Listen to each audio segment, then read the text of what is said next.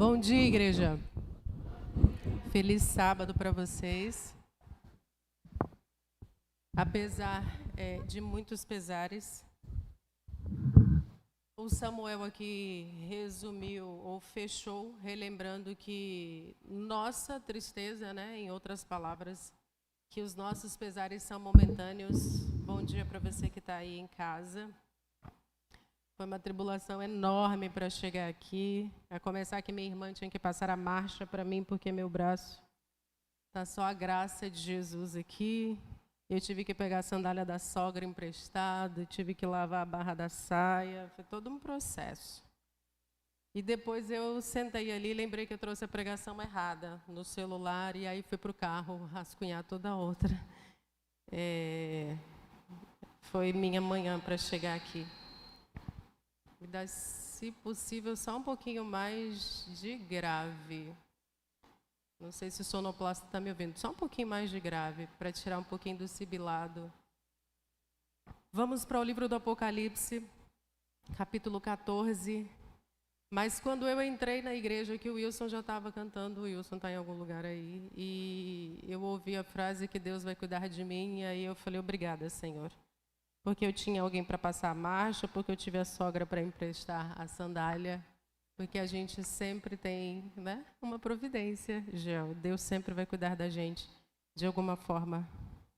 Nós estamos no Dia Mundial do Jovem Adventista. Perguntei para o Éden, é um dia atípico, esse ano.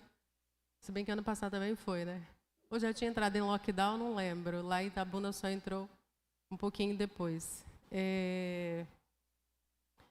Mas dá para a gente fazer ações, tá? E as ações não precisam ser pontuais. A gente pode fazer ações constantes. Eu não sei se é Mateus 25? Qual que é o nome do projeto? 35 alguma coisa? Não. Ah, sim. É que eu ia dizer, não tem Mateus 35. O 25, 35, se o projeto continuar ativo, louvado seja o nome do Senhor. Apocalipse, capítulo 14, eu vou ler com vocês na nova versão internacional, tá? Senhor eterno e todo-poderoso, obrigada, Senhor, porque as tuas misericórdias são suficientes para nos sustentar. Obrigada porque até um braço esquerdo bom entre aspas, eu tenho, nunca doem os dois juntos, então eu posso segurar um microfone. Para alguns pode parecer uma coisa muito simples, mas para quem está sentindo dor, sabe a dificuldade que é, Senhor. Mas eu louvo o teu nome, porque apesar da dor e da tristeza que rasga a alma de muitos, Senhor, e das circunstâncias que ainda não são totalmente favoráveis, mas já nos adaptamos mais a elas. O teu nome não deixou de ser louvado, não deixou de ser honrado. E, de fato, como Marconi falou aqui, nós temos essa graça. Eu ouvi alguém dizer essa semana, ou melhor, há 2 semanas atrás, que o Senhor permitiu, porque foi com a tua permissão, embora não fosse da tua vontade, que a pandemia viesse nesta época, em que a internet, banda larga, já estivesse mais aberta, ou do contrário, o isolamento social teria feito um estrago 2, 3 vezes maior, Senhor. Porque estaríamos, sim, muito mais isolados, porque pouca gente, há 4, 5 anos atrás, tinha internet, banda larga em casa, Senhor. Poucos créditos no celular, menos dispositivos nas mãos. E o Senhor não permitiu que o teu nome deixasse de ser louvado, de ser cultuado. Os nossos lares sempre deveriam ser, Senhor, uma casa de oração. Sempre deveriam ser a nossa primeira igreja, a nossa primeira e mais importante congregação. E o Senhor nos mostrou isto este ano, Senhor. Mas tem um outro lado, que é o lado perigoso, extremamente perigoso, Senhor, que é o do comodismo, o mesmo em que Laodiceia, Senhor, reina. Esse é o lado perigoso, de alguns não quererem voltar mais congregar, Senhor, quando for possível congregar de vez. Se é que algum dia vai voltar a ser assim, porque a gente nunca sabe as surpresas que o futuro nos aguarda.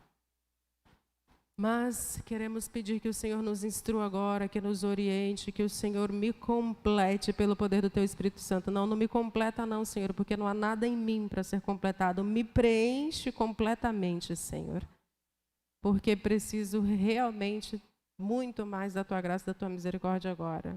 Da unção do Teu Espírito Santo, não só em mim, mas nos nossos corações, Senhor, de todos que nos ouvem, dos Teus filhos no mundo inteiro. Nos instrui, Senhor. Fala ao nosso coração, para que as Tuas palavras não se percam. Em o nome de Jesus. Amém, Senhor. Apocalipse 14, verso 6, na Nova Versão Internacional, diz assim: Então vi outro anjo voando muito alto, com uma mensagem eterna do Evangelho de Cristo para anunciar aos povos da terra, a todas as nações, tribos, línguas e raças. Agora foi o esquerdo que começou a doer.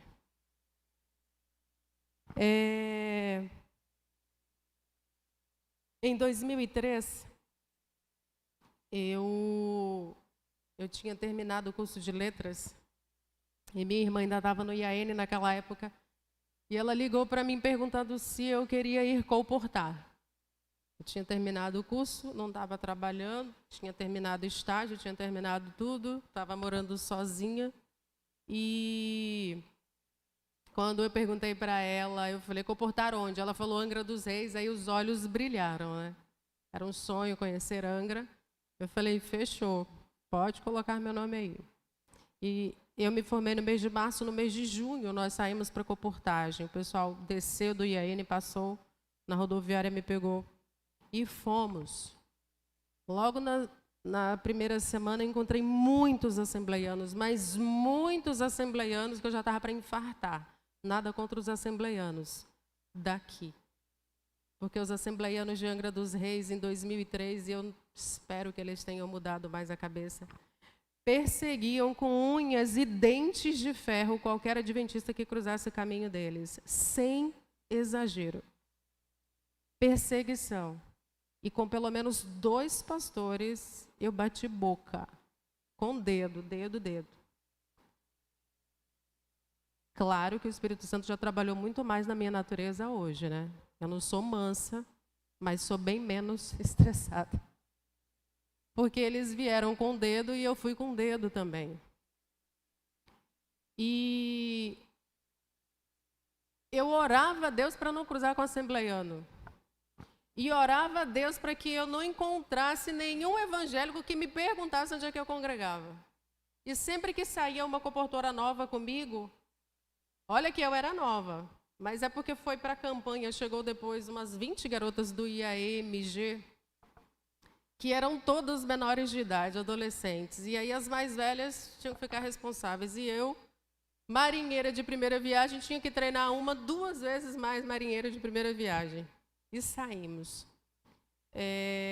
Foi numa dessas vezes que a gente pegou um pastor, o líder de jovens daquela localidade, ali numa igreja gigantesca, semelhante à associação nossa lá em Itabuna. Os outros pastores me receberam muito bem, mas esse pastor, ele já entrou dando bronca na secretária dele, na minha frente, e reclamando com ela. Foi um negócio constrangedor. E depois ele me chamou de modo muito seco, muito ríspido. E a menina agarrou no meu braço assim, e eu fiz assim, solta. E ela, tipo assim, eu estou com medo. Eu falei, relaxa, que sou eu que vou falar. E fui, sentei, me apresentei, mostrei o prospecto. Tinha um quadro do santuário acima dele. Todo um processo. Esse homem fechou o prospecto na minha cara, mas ele bateu mesmo assim. E eu achei aquilo extremamente grosso. Enfim, me disse um monte de palavras lá, porque ele percebeu logo que era material da Igreja Adventista do Sétimo Dia. Eu não disse que era, mas ele, cobra criada, já tinha percebido. E aí ele começou a engrossar com as palavras, e como eu já tinha discutido com um desses outros pastores, eu quis me conter, até porque a secretária dele ficou ainda mais constrangida. E eu tinha a menina que eu tinha que dar exemplo, né? É ruim você ter uma natureza assim explosiva e você ter que dar exemplo. E aí eu me contive Eu falei assim, ô pastor, para encurtar o seu tempo e o meu, o senhor vai aceitar que eu dê a palestra ou não? É simples assim, o senhor me diz sim ou não e acabou. Não, eu falei, pronto, muito obrigada, eu puxei as coisas assim mesmo. Eu falei sempre rápido, eu peguei tudo e saí. Agradeci a secretária, foi extremamente gentil. Os pastores do lado de fora que não ouviram nada. E aí, minha irmã, conseguiu tal? Eu falei, tudo certo, pastores. Conversei com o pastor de vocês aí. E ela agarrou meu braço, eu falei, não fala nada. Depois que a gente passar... Ela estava chorando. Ela falou, Lisa, se fosse eu tinha desmanchado ali. Eu falei, essa é a vantagem de não ter a natureza que eu tenho. Você não fala, você chora. E assim, comportagem uma lição de vida. Mas a maneira como os evangélicos nos tratavam com tanto preconceito, uma senhora me tratou muito bem quando eu entrei num shopping pequeno, e me apresentei como evangélica. Eu não gosto de usar essa expressão pelo contexto pejorativo que tomou. E ela, olha que legal, tá? Eu falei, então... Aí eu orei, eu falei, Senhor, não deixa ela perguntar, não. E aí ela, super gentil, de boa, eu comecei a mostrar o material, ela se interessou. Aí lá para as tantas, ela faz a bendita da pergunta. Ela, e a irmã congrega onde mesmo? Eu respirei por uns 3 segundos. Eu pensei assim, eu falei, poxa, Senhor. Eu falei, eu sou adventista do 7º dia, irmã. Eu sempre uso essa frase completa. Eu sou adventista do 7º dia, irmã. Saia da minha loja. Assim. Falei, como? Saia da minha loja. Eu disse para você que eu já estava fechando. Eu falei, eu não entendi. Ela, saia da minha loja. E eu falei, porque eu disse que eu sou adventista do 7º dia, você está me mandando sair da sua loja? Aí ela, você pode dar licença, por favor? Eu falei, dou sim. Zane estava perdida, tentando me achar nos corredores, e quando eu estava saindo da loja, eu nem sei se ela lembra, mas ela já ia me encontrando. Ela toda empolgada, achando que a irmã linda que tinha vendido alguma coisa, eu não vendi nada. E aí, resultado, comentei com ela, a gente saiu. Com essa senhora, eu não me estressei, não. Mas, assim, Deus tinha muitas lições para me ensinar a respeito de preconceito. A respeito de tratar com as diferenças, de lidar com as diferenças. Eu já tinha passado 5 anos na UESC lidando com um colega de trabalho que se diz judeu, nascido no cristianismo, homossexual, ele hoje deve estar, sei lá, com seus 70 anos, foi para o mosteiro de São Bento em Salvador para esconder a homossexualidade e voltou de lá bem tranquilo. E Deus me ensinou a conviver com essa diferença. Ele me tratava super bem. Ele dizia que eu era a única crente que ele me tratava bem porque eu era adventista do 7º dia. E, coincidentemente, havia uns 12 estagiários no setor onde eu trabalhava. Eu era a única adventista, a maioria era de outras igrejas evangélicas e havia poucos católicos. Mas a única estagiária que ele respeitava era eu. E ele era vegetariano por causa dos livros de Ellen White. E ele me dizia que respeitava porque sabia que a Igreja Adventista era uma igreja séria. E nos tornamos amigos, assim, com menos de um mês. Muito amigos. E Deus me ensinou a conviver com essa diferença também. Mas lá em Angra dos Reis, Deus também tinha uma outra lição para ensinar para mim, a lição da incompetência. Nós entramos num bairro nobre. Não sei que bairro seria comparado aqui em Ilhéus. Lá Itabuna seria tipo Góes Calmon. Você não vê ninguém na rua, é tudo isolado. E nós batemos numa casa, uma mega casa, toda no vidro, com uma cascata no meio da sala, um negócio assim lindo, com escada de vidro. Eu fiquei chocada, com um cachorro lindo, que eu nunca tinha visto um cachorro daquele na minha vida. E a mulher veio nos receber fumando. Eu sou alérgica. A sinusite ainda atacava mais ainda na época, hoje só a rinite, 3 pneumonias, bronquites e por aí vai. E quando ela me veio, eu segurei no braço da colega assim, eu falei, puxa, ela está fumando, eu vou começar a tossir em questão de segundos. Aí ela segura, Lisa, e entra. Nós entramos e sentamos. Dito e certo. Com menos de 1 minuto eu comecei a tossir na sala dela. Eu sentei no sofá que eu quase caí. De tão macio que era o sofá. É sério, eu não estou brincando. Eu nunca sentei, até então eu nunca tinha sentado num sofá tão macio. O sofá da minha casa você sentava e era projetado para frente. No sofá dela eu sentei e caí. Até eu falei, meu Deus, que mico. Aí fui puxando assim para frente, me ajeitei e ela percebeu. E aí depois eu comecei a tossir toda desconcertada. Ela falou assim, é o cigarro? Quando ela falou, eu percebi o sotaque. Aí eu pensei, não, é brasileira. Deve ser portuguesa, angolana, qualquer coisa assim. E eu falei assim, mas fica à vontade, a senhora está na sua casa. Mentira, né? Eu não queria que ela ficasse à vontade. E aí ela falou assim, se for o cigarro, eu não vou parar de fumar por sua causa. Aí eu terminei de engolir o resto e parei de tossir, né? Porque você engole a tosse na hora. E eu falei assim, não, mas a senhora fica à vontade, tranquilo. E a gente começou, a minha colega, na verdade, viu que eu tinha ficado bem constrangida e ela começou a falar, se apresentar. Com menos de 1 minuto que estava fazendo a apresentação, ela falou assim, para. Vocês vão me falar de Jesus? Porque se for de Jesus, não me fale. Você pode até me falar de Deus, agora de Jesus não me fale. Porque o Jesus da Bíblia que vocês falam aí, esse nunca me curou. Daí ela mostrou os braços assim, mostrou as pernas, ela falou, você sabe o que é isso? E eu falei, me parece ser psoríase. Eu tinha conhecido a psoríase exatamente com uma colega nossa lá no IAN. E ela falou, exatamente, é psoríase. Ela falou assim, eu não sou brasileira. Eu falei, eu percebi pelo sotaque. Ela falou, eu sou portuguesa. E só tem um lugar do mundo para onde eu não viajei ainda para fazer um tratamento contra a psoríase, que é na Turquia, que eu viajo não sei quando, ela disse lá à época, para ser mergulhada num tanque de vidro. Eu falei, eu vi essa reportagem recentemente no Fantástico. Pois é, uns peixes vêm comer para ver se cura. Vocês dizem que Jesus cura, mas Jesus não cura. É mentira de vocês. De Deus vocês podem falar, agora de Jesus não. E aí ela falou assim, só tem uma coisa. Ela falou assim, você sabe que a psoríase é vinculada à ansiedade? Eu falei, sei. Está diretamente ligada ao estresse, sistema imunológico e tal. Ela falou, pois é, só tem uma coisa no mundo que me mantém calma. É o cigarro. E eu só não fumo quando eu estou dormindo. Eu almoço fumando, eu viajo fumando. Eu passo o fim de semana com 2 pacotes de cigarro, sábado e domingo.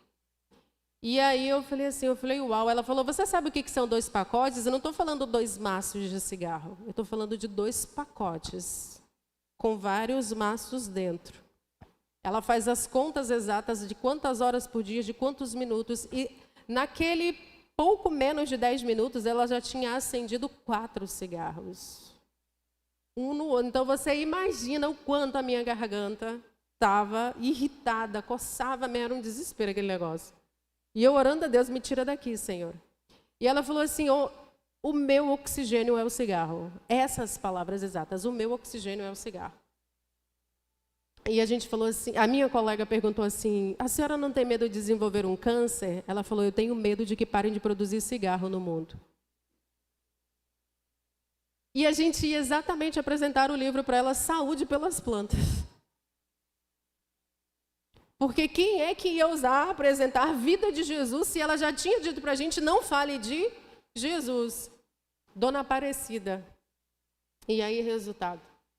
Nós agradecemos, ficamos menos de 10 minutos ali, saímos, pude finalmente tossir horrores, quase que tosse os pulmões juntos.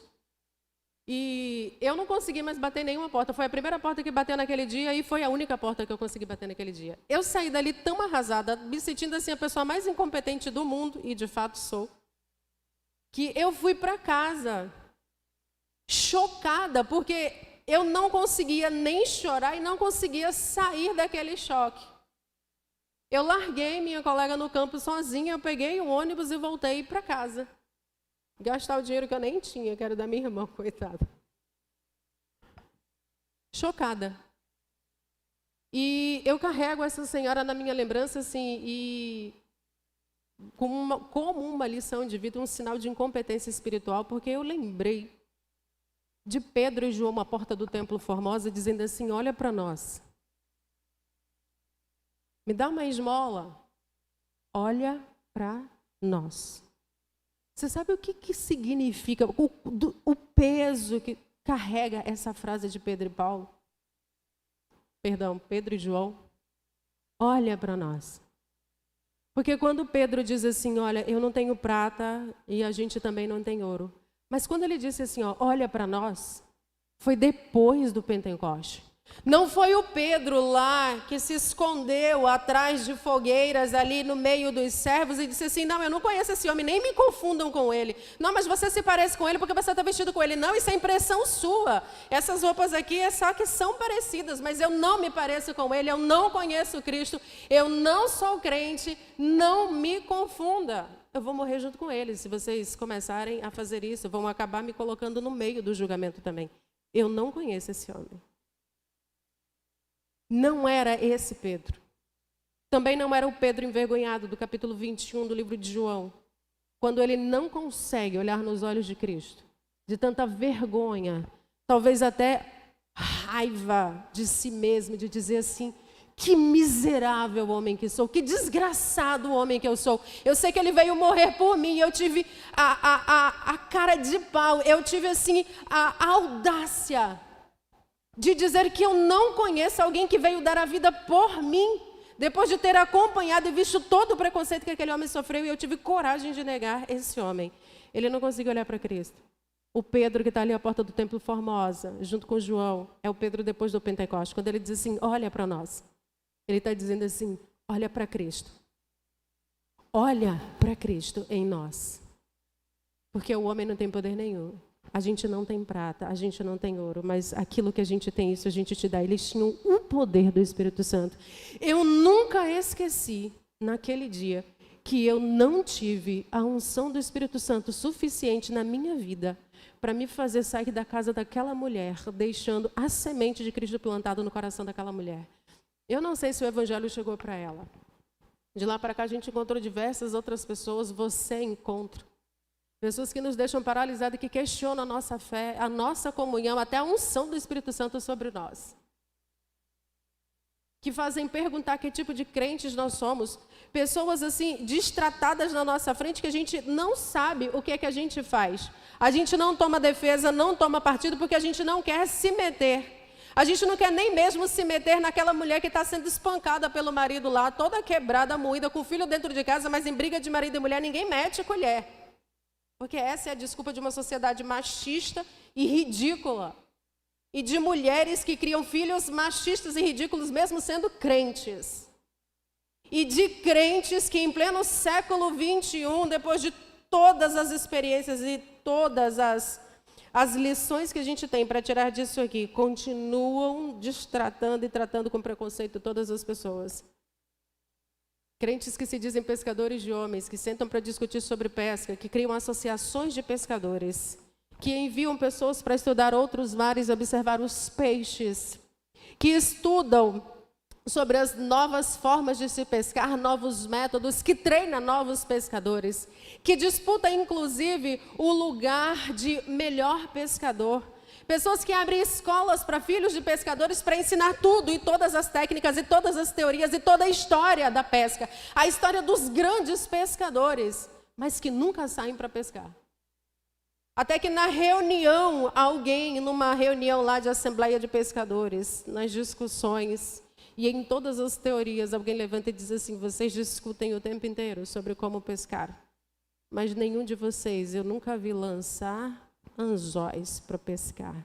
Dizem que são pescadores, mas não pescam absolutamente nada. Dizem que são cristãos, crentes, mas vocês não vivem como se fossem cristãos, vocês não tratam as pessoas como se fossem cristãos, vocês dizem que são rosas, mas quando a gente chega para sentir o cheiro, e o perfume é um perfume azedo, não é o cheiro adocicado. Ou talvez um cheiro amargo, não é o perfume de Cristo. Pedro e João, à porta do Templo Formosa, eram Pedro e João, depois do Pentecostes, quando Jesus diz assim, temam a Deus, eu vi outro anjo voando pelo meio do céu, tendo o evangelho eterno. Só tem uma igreja na face da terra pregando o evangelho eterno, pelo menos na teoria. É a igreja adventista do sétimo dia, pregando o evangelho eterno, que começa no Gênesis e termina o Apocalipse. Pregando, mas nem sempre vivendo o evangelho eterno. Nem sempre agindo como pessoas que têm o evangelho eterno, e principalmente amando as pessoas como se tivesse o evangelho eterno. Nós estamos diante de um mundo, eu não sei quem é que vai fazer a projeção, já está aí. Nós estamos num mundo que é desafiador para nós, E esse é o desafio final que é colocado para nós. Só antes de ele avançar ali, deixa eu dar uma outra explicação. Esse verso de Apocalipse 14, verso 6, ele se liga a Mateus capítulo 24. Mateus capítulo 24. Deixa eu me recordar do verso aqui. Verso 14, salvo engano.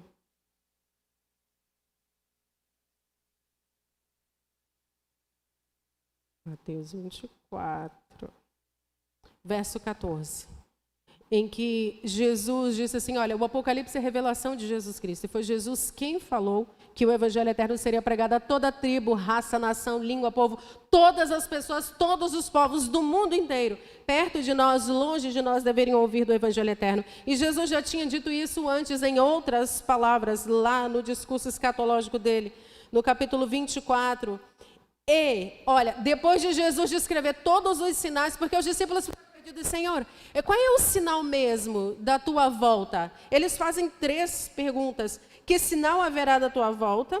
Como é que a gente sabe quando essas coisas vão acontecer? E como é que a gente vai saber que chegou o tempo do fim?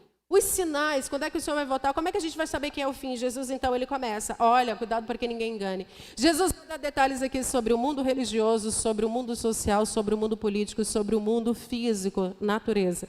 E depois Jesus encerra dizendo assim, ou seja, depois de todos esses sinais, a boa notícia do reino. O Evangelho eterno, as boas notícias do reino, será anunciado no mundo inteiro para testemunho a toda a humanidade. E Jesus vai repetir isso para João lá, mais de 60 anos depois, vai repetir isso para João, que o Evangelho eterno deveria ser pregado ao mundo inteiro para testemunho a todas as nações, raças, povos, línguas, todo mundo deveria ser alcançado com as boas novas do Evangelho. Mas a gente tem um desafio gigantesco. Porque nós estamos vivendo nesse contexto do tempo do fim, o desafio final, e o único sinal não é Covid, o único sinal não é o decreto dominical, o único sinal que diz que nós estamos literalmente findando a história da Terra e a boa notícia do reino será anunciado no mundo inteiro. Essa coisa. A pregação do Evangelho no mundo inteiro é a única coisa que encerra a história desse mundo. O problema é que nós estamos assentados nos bancos das nossas igrejas, na nossa pressa para viver a nossa vida de cristãos do século XXI, bem acomodados, cheios de tecnologia que nos acomodam ainda mais, com um desafio enorme à nossa frente. Passa o slide aí, por favor, meu bem. Olha o desafio que a gente tem à frente. Pequeno, né? Claro, porque você está numa tela fazendo e aí você esquece dessa distância toda. Até eu fechei aqui o meu, para eu ler para vocês esses detalhes. Os números, nós temos hoje no planeta 1,8 bilhão de muçulmanos. E até ano que vem, porque hoje a quantidade de muçulmanos concorre com o número de cristãos ainda no mundo. Mas até 2022, o número de muçulmanos vai ultrapassar em muito o número de cristãos. Porque eles parem muitos filhos. Morrem muitos também, mas eles parem muitos filhos. Ao contrário do mundo cristão, principalmente o mundo ocidental, nós temos parido cada vez menos. Eu, por exemplo, sou uma das responsáveis por extinguir, os cristãos. 1,8 bilhão de muçulmanos, e até ano que vem a gente ultrapassa os 2 bilhões de muçulmanos. Isso dá 9 vezes a população do Brasil.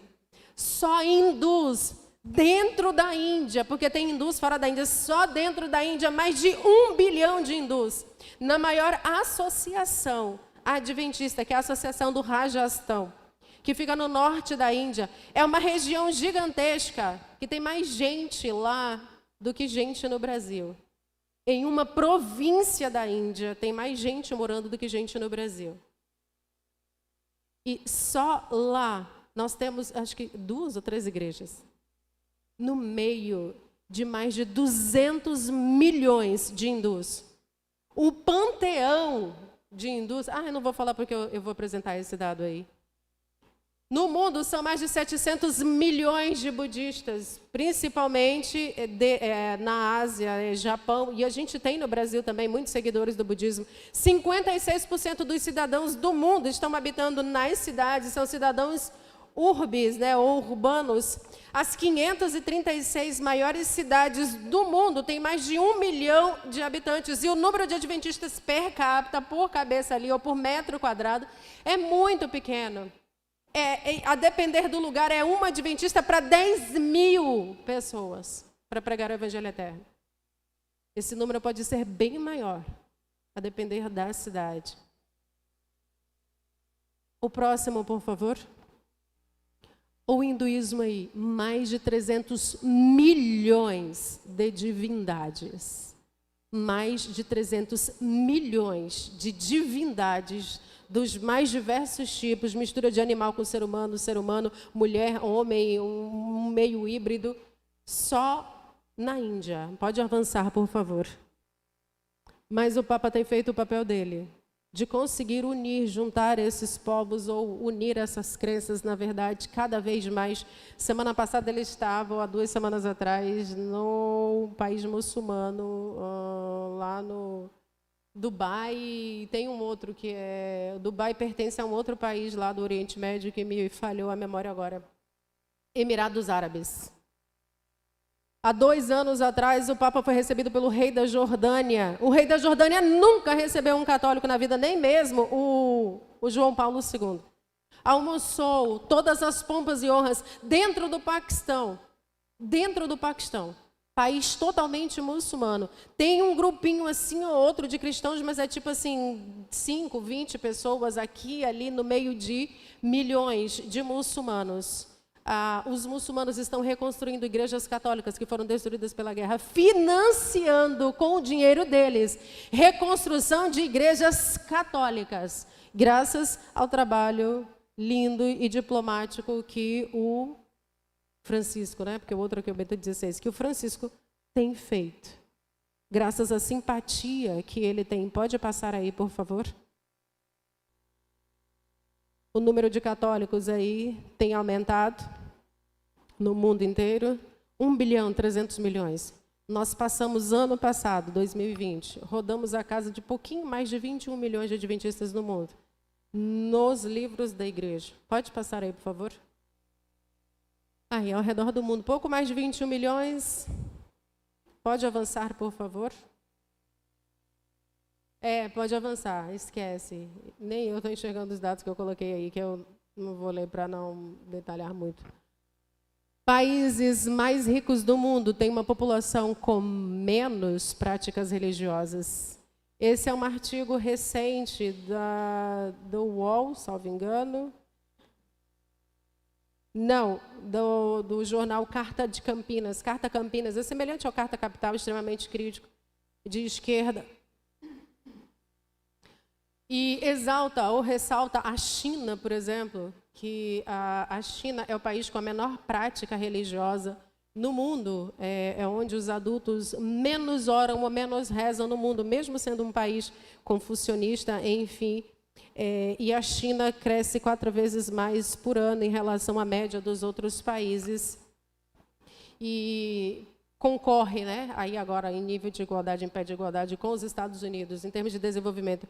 Por que eu estou falando isso? É porque na matéria, se você for ler, eles estão associando o Carta Campinas aí, nesse texto tendencioso, está dizendo assim, olha, quanto menos religioso for o país, maior a probabilidade de a economia se desenvolver e crescer. Porque as pessoas rezam menos e trabalham mais. As pessoas deixam de crer menos em alguém fora delas e as pessoas vão acreditar mais em si mesmas e na força do capital, embora a China não seja necessariamente capitalista.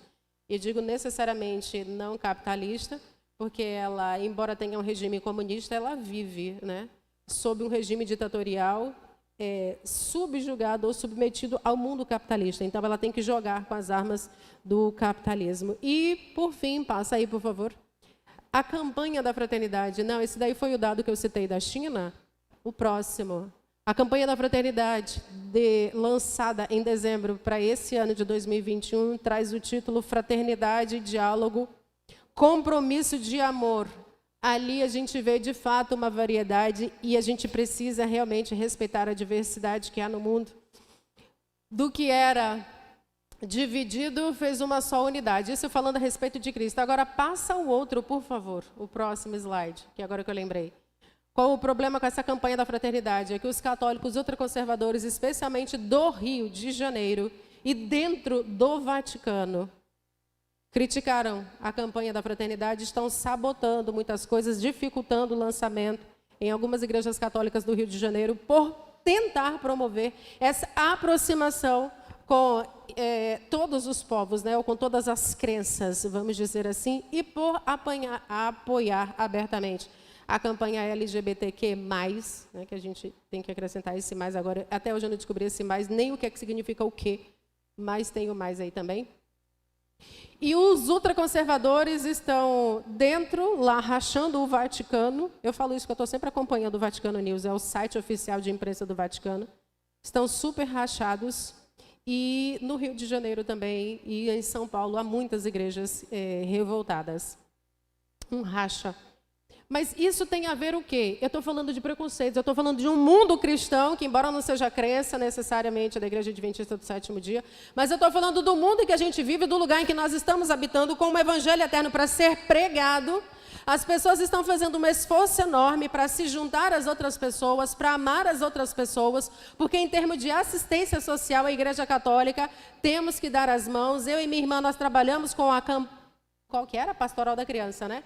Com a Pastoral da Criança, um trabalho lindíssimo, belíssimo. A Igreja Católica, perto lá da nossa casa, abre as suas portas para que o AA faça suas reuniões semanais ou são quinzenais. O meu pai fazia parte, era um dos líderes do AA lá. E ele me perguntou por que a Igreja Adventista que eu frequento nunca abriu as portas para que o AA fizesse um trabalho com os alcoólatras da comunidade.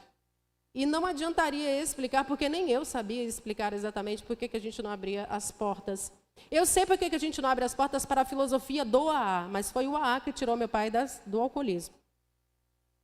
Mas por que a gente não faz, então, o nosso próprio trabalho? Por que a gente não abre as nossas salas que ficam isoladas, obsoletas ao longo da semana? Por que a gente só tem que fazer ações pontuais? Jesus, quando se assenta, livro aí de João, capítulo 4, você vai ver que Jesus, quando ele se assenta naquele poço ali, em pleno horário de meio-dia, encontrando aquela mulher samaritana, Jesus dá um show aqui de evangelismo, uma lição de evangelismo que é um tapa no nosso cristianismo de pregação de púlpito. Jesus chega perto daquela mulher, ele usa alguns gatilhos mentais para acionar a vida daquela mulher e vai despertando nela a sede pelo evangelho, sem necessariamente não ter que abrir a boca para dizer: eu sou o Salvador do mundo e vou morrer por você daqui a alguns meses. Ele não precisou abrir a boca para dizer que ele era adventista do sétimo dia, que tinha a verdade, o evangelho eterno, que guardava o sábado, que tem um regime de saúde, que crê no espírito de profecia. Ele não precisou abrir a boca para dizer nada disso. Jesus, quando se assenta com aquela mulher ali, o primeiro gatilho que ele aciona para fazer com que aquela mulher se torne acessível da escassez material. Ele se demonstra necessitado de alguma coisa que ela podia dar para ele. Há pessoas das quais, ou para as quais, quando a gente se aproximar delas, a gente precisa primeiro necessitar delas, para depois fazê-las necessitar de alguma coisa que a gente tem ou pode lhes oferecer. E Jesus diz assim: eu preciso de água, você tem água para me dar? Ele não chegou oferecendo água, ele chegou precisando de água. E de fato, eu creio, ele estava com sede, até eu estou com sede agora ainda muito. E depois Jesus aciona o gatilho da curiosidade. Jesus vai quebrando os preconceitos sociais. Como é que você pede água para mim? Primeiro, que eu sou mulher, eu sou abaixo de cachorro. Segundo, eu sou samaritana, 3 vezes abaixo de cachorro. Por que você está falando comigo? Mulher, se você soubesse quem é que fala com você. Jesus vai acionando, então, o gatilho da afeição, da empatia. E depois ele aciona o gatilho da curiosidade e diz assim: se você soubesse quem é que está falando com você, ele lhe daria a água da viva. Água viva? Como assim? Você não tem nada para tirar. Despertou. Jesus até então ele não disse quem ele era. Ele deixa que ela mesma chegue às próprias conclusões. Jesus depois usa o gatilho da autoridade. para falar, olha, não é nesse monte que se deve adorar. Vocês dizem que é daqui que vem o Messias? Não. E ele vai falando, porque ele tinha autoridade para falar, ele conhecia as Escrituras. Jesus dá um estudo bíblico para aquela mulher ali em assim, poucos minutos, acionando esses gatilhos. E vários outros. Porque Jesus precisava não alcançar apenas aquela mulher, ele precisava acionar o preconceito dentro do coração dos seus discípulos. Porque eram homens e não viam as mulheres com bons olhos. E segundo, porque eram judeus, olhando para samaritanos. Judeus odiavam os samaritanos, com toda a força que pudesse odiar. Um judeu era capaz de comer carne de porco, a ter que falar, conviver com um samaritano. Se preciso fosse, comeria carne de porco. De tanto ódio que os judeus tinham com relação aos samaritanos. Raiva das pessoas. Preconceitos porque elas comem isso ou aquilo, porque vestem assim ou assado. Nós vivemos essa sociedade de cristãos hipócritas. E que, como Jesus, a gente precisa acessar a vida dessas pessoas, a gente precisa entrar na vida dessas pessoas, acessando gatilhos mentais, acessando, sim, o primeiro e o mais importante de todos os gatilhos mentais é o da empatia, que na psicologia e no marketing não se usa a expressão amor, se usa empatia, mas que aqui a gente pode dizer que é o gatilho do amor. Eu preciso me identificar com as pessoas. Ninguém chora num púlpito se não se identifica com a dor da outra pessoa. Você só chora quando você se coloca no lugar do outro. Você só vai se compadecer quando você se coloca no lugar do outro. Você só vai saber o que é o perder um parente quando você perde um parente. Mas isso não nos impede ou não dificulta a gente se colocar no lugar do outro. Porque todos nós estamos no mesmo barco. Se nós estamos aqui dentro, há pessoas lá fora carentes não de pessoas que são mestres em dominar a tecnologia, que dominam isso aqui, assim, dão aula, dão um show de tecnologia. Uma igreja com uma estrutura gigantesca, mundialmente falando, um complexo a gente tem. Ninguém administra uma igreja, como a gente diz, exceto a Igreja Católica. É a única que tem um complexo todo para concorrer com a gente, complexo educacional, complexo de saúde e um complexo religioso. A gente concorre em pé de igualdade com a Igreja Católica, porque eles também fazem de tudo para manter mundialmente a unidade daquilo que eles pregam, a gente também. O único problema é que nós nos dizemos pescadores de homem, a gente fala sobre pescar, a gente treina sobre pescar, a gente produz um monte de material sobre pesca, a gente fala sobre os pescadores ao longo da história, mas a gente não sai para pescar. A gente não consegue pescar nem na própria vizinhança. Passa o próximo slide aí, por favor. Eu não sei se ele é o último, mas vai para o último. Tem uma tela preta. Eu espero que o vídeo rode. Eu já passei esse vídeo, tem alguns anos aqui, uns 6, 7 anos. É o próximo ainda, tá?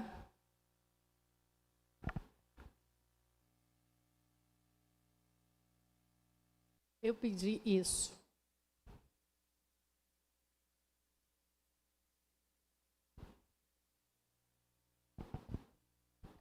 Tem áudio.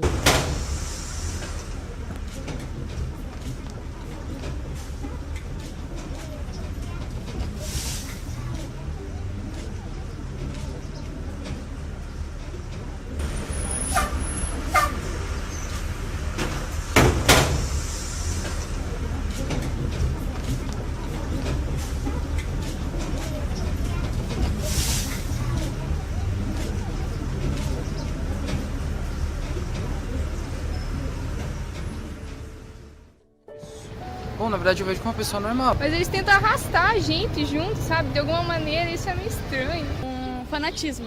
Em geral, eu considero eles umas pessoas muito preconceituosas, assim. Ah, cara, é uma pessoa normal, não cristão é uma pessoa indiferente. O cristão é uma pessoa que procura, vamos dizer assim, um apoio para não fazer coisas erradas. Pessoas que precisam de uma base para poder viver. Uma pessoa alienada. Pessoa, acho que normal, cara. Como pessoa alienada. Como uma pessoa que segue uma religião. Que acha que o que ele crê é fato.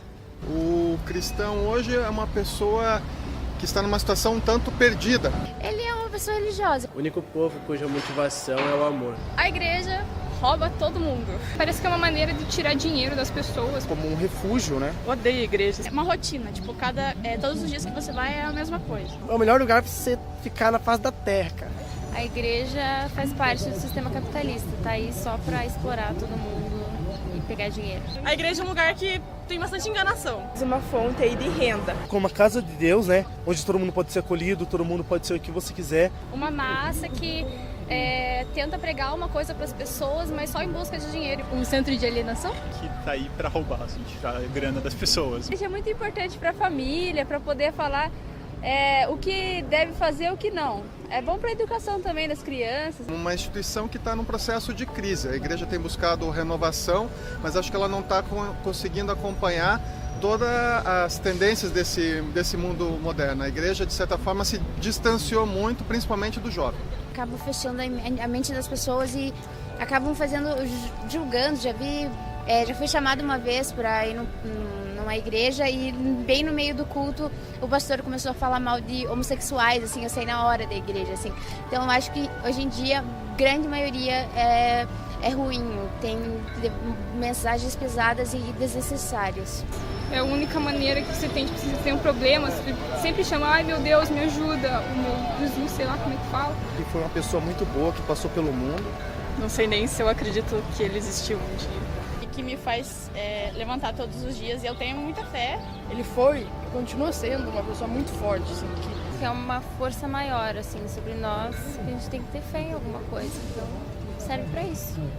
É o que não pode faltar na vida do ser humano hoje. Eu vejo Jesus como meu irmão. Você não precisa acreditar que ele existiu propriamente, mas seguir os exemplos que estão na Bíblia, cara, pra mim é essencial. Aquele que fez o que ninguém fez. Morreu por mim e por você. Uma pessoa normal, como qualquer outra. Não tenho ideia. Como uma pessoa que não é nada do que realmente falam que ele é. Um cara que a gente tem que crer nele pra gente poder fazer as coisas certas. E ele é muito importante pra gente fazer tudo certinho. Assim o mundo sendo melhor pra todo mundo. A base de tudo, né? Deixou de ser utilizado para essa mensagem de amor e passou a ser utilizado como um meio de arrecadar dinheiro das pessoas. É um cara legal, só que é uma pessoa que todo mundo diz, mas ninguém segue o exemplo dele. Todo mundo fala, todo mundo tem que ser Jesus, mas ninguém ama o próximo, ninguém nem respeita os 10 mandamentos. Então o que adianta dele ser um cara legal se todo mundo fala dele e ninguém faz o que ele faz? Esse vídeo ele está em 2 partes, ele foi gravado no centro de Curitiba. No outro trecho, há um rapaz em que ele diz assim, eu uso maconha. E maconha é uma válvula de escape para mim. E tipo assim, Jesus é como se fosse uma maconha para os cristãos. Uma válvula de escape. E tem uma outra argentina que diz assim, a igreja é um picadeiro. E as pessoas que estão ali dentro são palhaços. Agora me diz, de quem é a culpa de a maioria dessas pessoas pensarem assim a respeito dos cristãos? Delas mesmas? Por que as pessoas olham, ou será que se nós saíssemos por aqui fazendo uma pesquisa a respeito da nossa igreja aqui nesta rua, que eu não sei o nome desta rua, acho que é Bela Vista, né? Não sei, acertei? O que as pessoas diriam a nosso respeito? Quem são os adventistas do 7º dia? Aliás, as pessoas saberiam dizer exatamente que há uma igreja adventista aqui? As pessoas sentiriam falta caso essa igreja fosse retirada desta localidade e mudasse para uma outra rua? Os nossos vizinhos sentiriam falta de nós? O que elas pensariam a nosso respeito? Que diferença nós estamos fazendo na vida destas pessoas?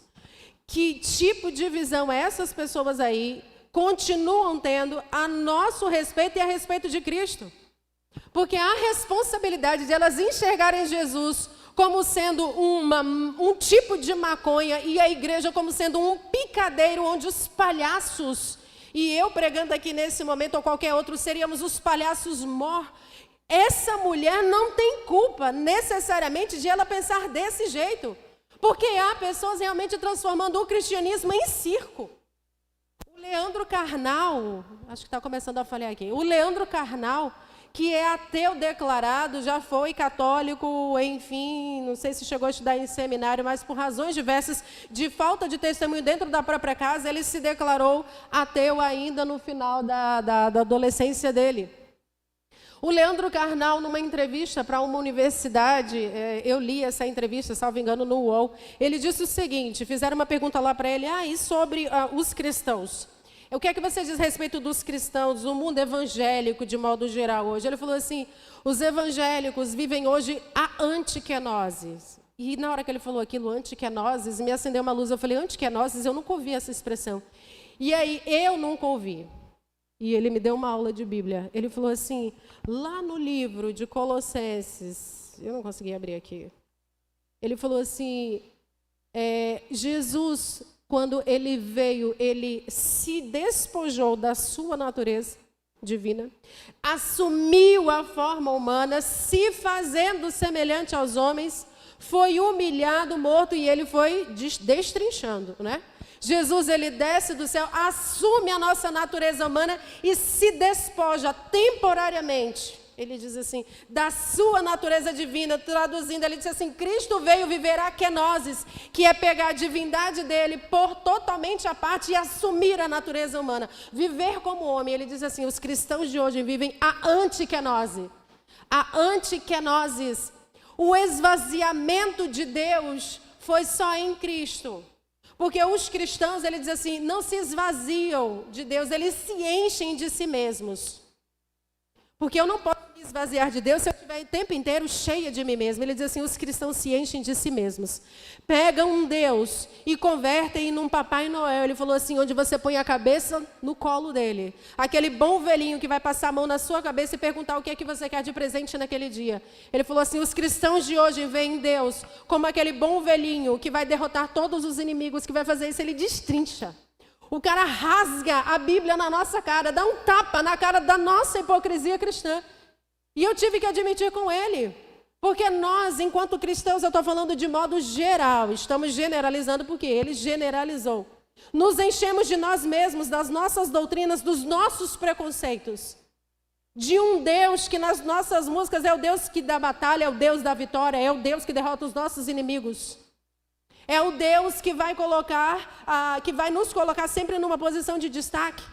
A gente vai se enchendo desse Deus. Ele falou assim, os cristãos de hoje ergueram um Deus para si mesmo, a sua própria imagem e semelhança. Ergueram um Deus, a sua própria imagem e semelhança. A Bíblia diz que o homem foi feito à imagem e semelhança de Deus. Os cristãos de hoje fizeram Deus a sua própria imagem e a sua semelhança. Alguém falou para mim assim, eu não suportaria ficar na sua igreja, não, porque vocês não usam isso, não usam aquilo, não sei o que. Eu falei, primeiro, calma, relaxa. Você vai encontrar gente por aí usando, sim, tranquilo, à vontade. E cada um é cada um. Não estou eu aqui para julgar ninguém. Segundo, a nossa salvação não depende do que as pessoas fazem. A nossa salvação foi de uma vez por todas feita lá na cruz do Calvário. Terceiro, nunca se sinta, e de fato Jesus nunca vai querer que você se sinta num lugar preso, por obrigação, seguindo regras, achando que sua vida está engessada ali. Se é desse jeito, é melhor realmente você sair, porque Deus não aceita um serviço mal feito. O sacrifício tem que ser santo, tem que ser puro e tem que ser agradável para Deus. E sacrifício agradável para Deus é aquele que é feito de coração. Eu assisti esse testemunho hoje pela manhã, não sei quantos de vocês estão sabendo desse projeto, do projeto Envolve, estão fazendo o jejum de Daniel. Eu não vou ter tempo para explicar aqui. Esse projeto está acontecendo às 5 da manhã, essa é a última semana. Procura no YouTube o canal Envolve.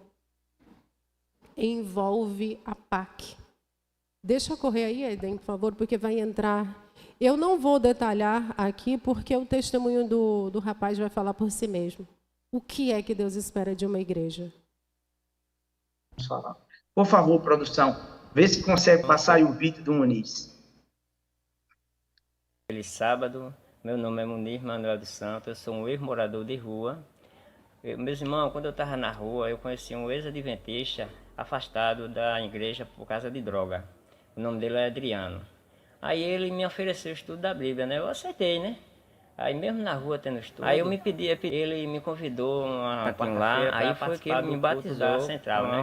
Glória a Deus, né? Aí eu fui. Aí de lá pra cá minha vida mudou completamente. Hoje eu achei muito casado, porque naquele momento eu ancião da igreja, humano, eu casei com a diaconisa da igreja, tiveram por mim, Alexandre. Aí eu comecei a gostar, minha vida mudou. Tive a ajuda dos irmãos para vender água, né? Me doaram água para eu vender, né? Na rua, pegar um trocadinho. Aí quando foi no segundo dia, eu cheguei para o pastor Nonato quer falar com o senhor, pode ser isso? Pode. É que eu queria, pastor, papel do dízimo, envelope do dízimo. Envelope do dízimo, sim, que eu quero devolver o que Deus me deu, né?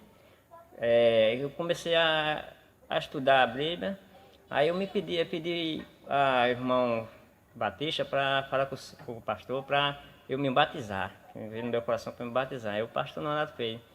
Eu quero batizar ele, mas não é justo eu batizar ele agora. Aí eu vou para minha casa e ele volta para a rua. Primeiro a gente tem que arrumar um lugar para ele. Foi quando ele me apresentou a dona Nádia, a irmã Francisco, que me levou lá para a Barra da Serena de Ribamar. Arrumaram um cantinho lá. Aí foi que ele me batizou. Glória a Deus, né? Aí de lá para cá minha vida mudou completamente. Hoje eu sou casado, sou ancião da igreja, me casei com a diaconisa da igreja, que é a Alexandra, e minha vida mudou completamente, meus irmãos. Por isso, meus irmãos, eu digo a vocês, vale a pena ser fiel a Deus. Amém? Obrigado, Muniz. Um ex-adventista, no mundo das drogas, que oferece um estudo bíblico para um morador de rua. O Espírito Santo não tem limites para usar. Ninguém. Princípios são princípios. A gente não sabe as razões pelas quais aquele rapaz foi para lá, mas havia um princípio dentro dele, porque mesmo sabendo que ele estava no mundo das drogas, afastado da igreja, o Espírito Santo o usou para dar um estudo bíblico para aquele homem. E ainda para fazer o convite de irem à igreja. E o pastor, junto com as pessoas que o receberam ali naquele dia, o pastor conta um pouco antes. Eu acredito, o pastor não diz, mas eu acredito que o pastor, junto com as outras pessoas, fizeram alguma arrecadação de oferta, não sei se no momento é uma oferta específica ou do próprio bolso. Eu sei que esse rapaz saiu com R$60 naquela manhã dali. E dá a entender isso porque ele disse, o pastor conta que quando ele chegou na porta da igreja, ele disse assim, pastor, eu posso entrar? Ele, pode. Eu não vou pedir nada a vocês, porque ele visivelmente estava vestido como morador de rua. Ele falou, eu não vou pedir nada a vocês, eu só quero assistir o culto. E depois, conversando ali, como o pastor percebeu a necessidade toda, o pastor também, depois do culto, foi levá-lo. Ele disse que queria conhecer o lugar onde ele morava. Debaixo de uma escadaria da Caixa Econômica lá na cidade, acho que é lá para o lado de Pernambuco, não sei qual que é exatamente a cidade. E o pastor disse que voltou chocado para casa, mas percebeu o interesse daquele homem em continuar frequentando a igreja. Foi quando ele pediu o cartão do dízimo, porque com os R$60 de oferta que a igreja arrecadou naquele dia para ele, ele voltou para sua casa, comprou água mineral, foi vender na sinaleira e assim ele começou a gerar a própria renda. E à medida que ele começou a frequentar, veio o interesse para o batismo. E o pastor disse isso com lágrimas nos olhos. Ele falou assim, como eu poderia batizar uma pessoa, voltar para dormir na minha linda casa, foi essa a expressão que ele usou, na minha linda casa, sabendo que depois ele voltaria para dormir debaixo de uma escada. Eu não dormiria em paz. Porque isso é cristianismo. Isso é empatia. Isso é você se colocar no lugar do outro. Facebook não faz visita ao hospital. Eu não estou falando agora de contexto de pandemia. Curtir o luto dos outros não consola.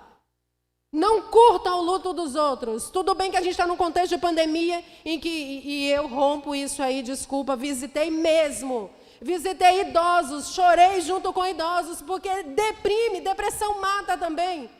A pandemia veio para ressaltar a desculpa de muita gente, a hipocrisia, a preguiça de muita gente, de dizer assim, agora eu tenho uma excelente desculpa para eu não visitar, para eu não ter contato com as pessoas.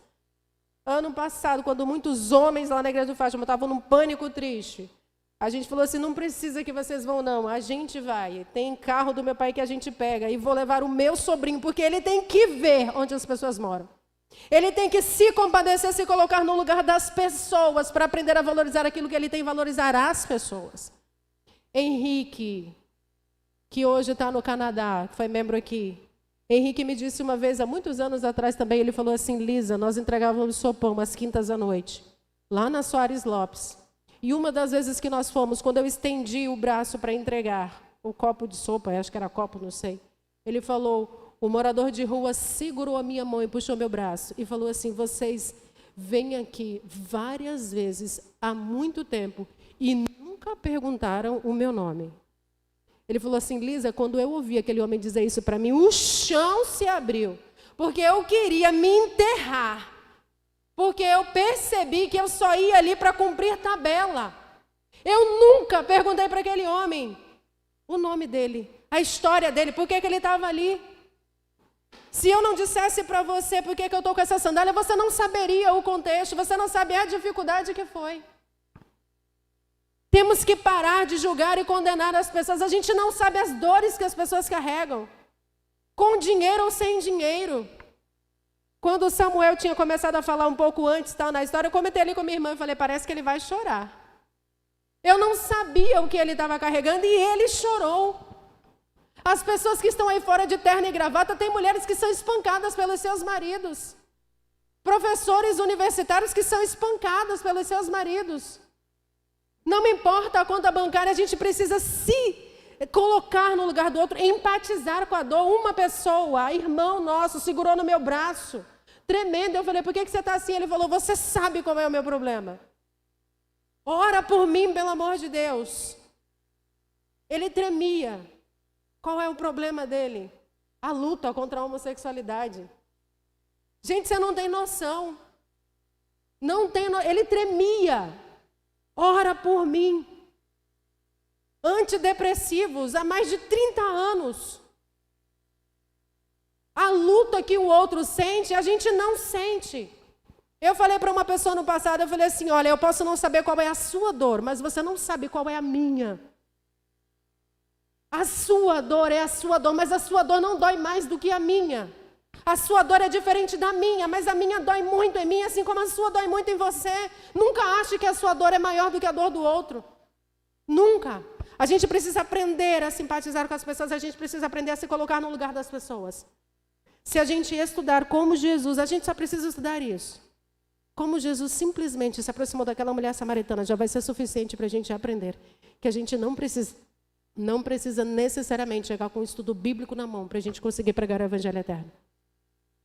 A gente não precisa abrir a boca para dizer que é cristão. O mundo precisa olhar e ver isso na gente naturalmente. Naturalmente, no sentido de um esforço de comunhão, de reavivamento, de reforma de vida, para que o mundo olhe para nós e diga assim, ali vai um homem e uma mulher de Deus. Sabe qual é meu sonho? Para encerrar, eu já convido o Wilson, que o Wilson vai cantar. Abra um livro de Hebreus. Hebreus. Gente, eu me arrepio quando eu leio isso aqui e não é hipocrisia da minha parte. Porque meu sonho é que um dia eu possa ter a certeza de que, pela graça de Cristo, o meu nome está escrito na galeria dos heróis da fé. E que um dia alguém vai poder dizer isso de mim também. Dizer isso a respeito do meu nome. Olha que cristãos, que pessoas. A partir do verso 35, Hebreus capítulo 11, verso 35, pela fé, mulheres receberam de volta seus mortos, outros foram torturados até a morte e se recusaram a ser postos em liberdade. Verso 36, foram insultados, surrados, acorrentados, jogados às cadeias, outros foram mortos a pedradas, cerrados ao meio, mortos à espada, andaram de um lado para o outro, errantes, vestidos em peles de ovelhas, de cabras, pobres, perseguidos, maltratados, andaram como refugiados pelo mundo. Vivendo nos montes, nas cavernas, nos buracos da terra. Tudo isso porque o mundo não era digno deles. Eles não tinham internet, não tinham Wi-Fi, não tinham transmissão pelo YouTube. Eles não tinham salto alto, ar-condicionado para congregar. Homens e mulheres dos quais o mundo não foi digno. Esse é o sonho de Deus para nós. De que um dia as pessoas olhem aí para nós, não para a nossa própria exaltação, mas é porque a gente reflete tanto a glória de Cristo, que quando as pessoas olharem para nós, o mundo não vai ser digno dos cristãos pisando nesse mundo. E isso vai acontecer, porque à medida que a gente se aproxima da volta de Cristo, as pessoas que verdadeiramente, o verdadeiro remanescente, ele vai se aproximar tanto de Cristo, ele vai receber tanto da chuva serôdia, tanto do poder dos altos céus, que o mundo não mais vai ser digno deles, e Cristo vai dizer assim, pronto, Pai, chegou a hora, posso ir, porque o mundo não é mais digno deles, porque agora sim, eles se parecem comigo. Agora sim, eles se parecem comigo.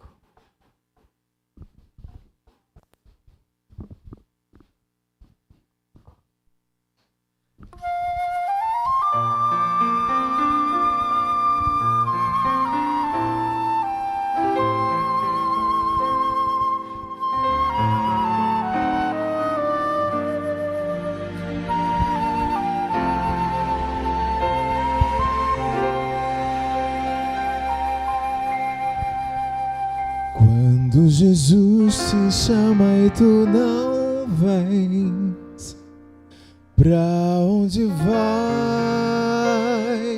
Então voltas pro mundo e tudo que contém, mas volta triste como ninguém, porque voltar pro frio gelado que destrói e abandonar os braços de amor do Pai, porque insistir no que te faz tão mal, no que te rouba a paz. Vem pra Jesus, vem pra Jesus. Agora é o momento, não podes deixar pra depois.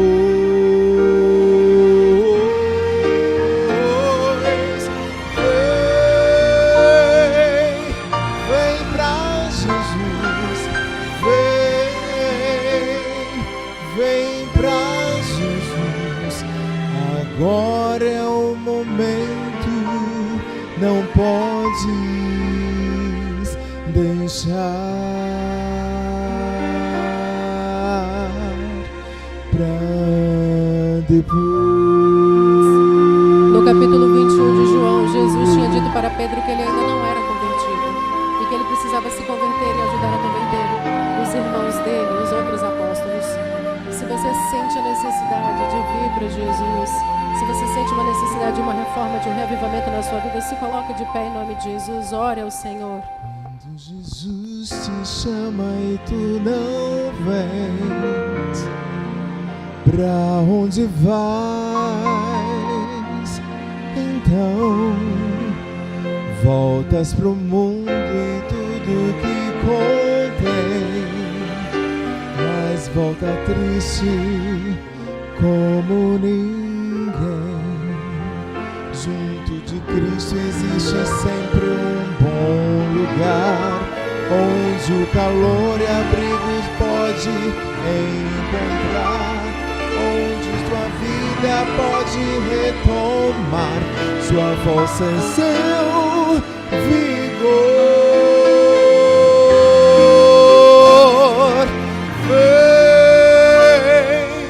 Vem pra Jesus, vem pra Jesus. Agora é o momento, não podes deixar pra depois.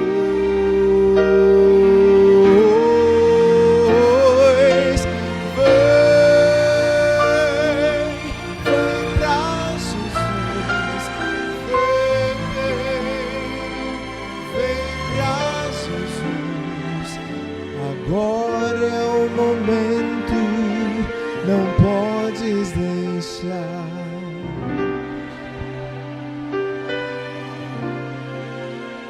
pra depois.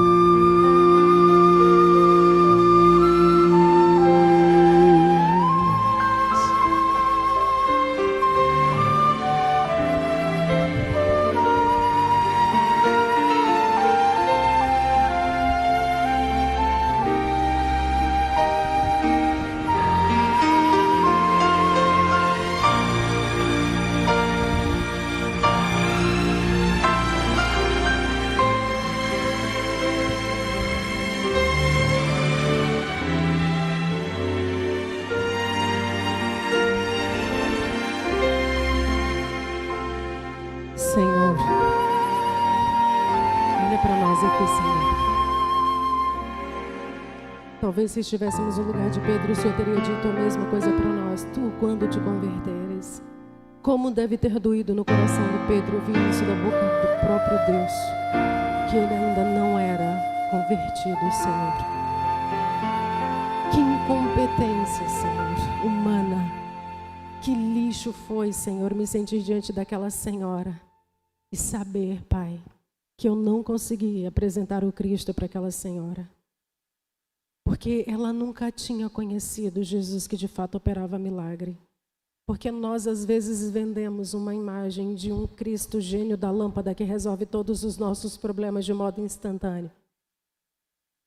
Mas também, Senhor, somos os responsáveis, de modo geral, por aquelas pessoas lá de Curitiba, Senhor, que veem os cristãos como palhaços, como interesseiros, exploradores, como pessoas preconceituosas, Senhor, que não amam, que não se compadecem, que não se colocam no lugar do outro, Senhor, que não perguntam o nome de um morador de rua, que talvez entregue uma sopa para cumprir tabela, às vezes mais, entrar na onda, uma atividade diferente para ser feita. Olha para nós, Senhor, por favor, rasgados, Senhor, diante de Ti. Ninguém sonda a nossa vida, só o Senhor. Ninguém sente a nossa dor, só o Senhor sabe. Ninguém vive conosco, ninguém sabe a luta, a dor e a dificuldade de ser quem nós somos. Inclusive de ser os cristãos que somos com as lutas internas que nós temos. Hoje é o Dia Mundial do Jovem Adventista, Senhor. O mundo deveria ver muitas ações da nossa parte. Há muitas cidades aí fazendo, sim, muitas ações, independente de contexto de pandemia. O mundo espera ver cristãos, Senhor, que ponham um morador de rua dentro de um carro, que vá olhar onde esse morador dorme e que diga para si mesmo, eu não dormiria em paz, sabendo que ele está ali debaixo de uma escadaria. Porque eu não sou melhor do que ele por dormir numa cama macia, aquecida. O mundo precisa de pessoas que sejam mais empáticas, de cristãos que sejam mais empáticos. Tem misericórdia de nós, por favor. Dos meus irmãos aqui da igreja do Nelson Costa. Para que o nosso nome também seja escrito na galeria desses heróis da fé. Homens e mulheres dos quais o mundo não é digno, Senhor. Talvez isso ainda não seja dito de nós, diante dos teus olhos. Mas pelo poder do teu Espírito Santo, eu creio, nessa época de sacudidura e de derramamento do teu Espírito Santo, de reavivamento e reforma, eu creio, Senhor, que ainda é possível escrever na nossa biografia homens e mulheres que, para a glória de Deus, o mundo não foi digno da maneira como eles viveram, totalmente para a glória de Deus. Por favor, unge o nosso coração, nos leva até os nossos lares, consola mais uma vez, pelo poder do teu Espírito Santo, o coração de todos os enlutados. Por favor, Senhor, seja o ar para aquelas pessoas, Senhor, que estão ansiando e batalhando pela própria vida, presa a respiradores mecânicos, Senhor. Quem já teve dificuldade para respirar, como eu, sabe, Senhor, o desespero que é, Senhor, de buscar o ar e não conseguir. E principalmente estando na situação de entubamento, Senhor. Por favor, tenha misericórdia. Tu és o ar que nós respiramos. Seja o ar da vida para essas pessoas também, Senhor. Em o nome de Jesus. Amém.